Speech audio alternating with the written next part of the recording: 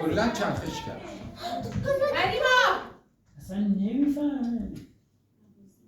الان یارو به خدا میگه یه دست یونجه میاره بالا میگه یونجه میگه پرورش اسب داری چیه؟ یادو دستش فیل دست قم آمالی اصلا نمیده چیکار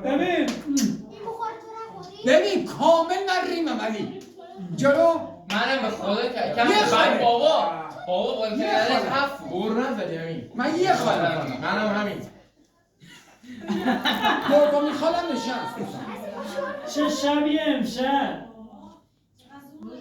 چی بود؟ پیکی ماشاءالله چهار تا خریه خدا گوه میخوری شما 3 و 2 داشته باشی غلط میکنی همه آقا تموم شد بر من همش یه رنگ بود به خدا دست یکیه این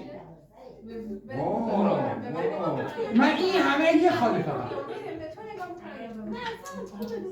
ای وای وای خدا شده دست ببین یا علیرضا یا اون نصف ورق من یه خاله نصف ورق من حالا گفتی بذار دیسلایک بدم اینو ببینی این یه خاله بیا برش کن بیا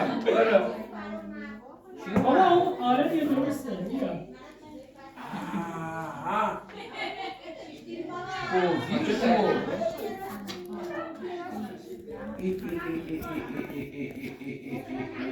حالا صبرشو داری بازم چی رو من بازی کنم؟ همه یه خالم واسه من بدبختی ماست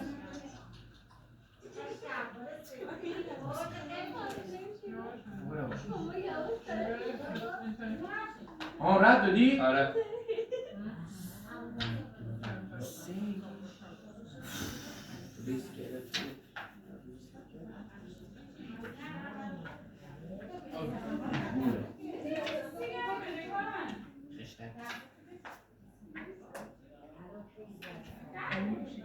چی بایی؟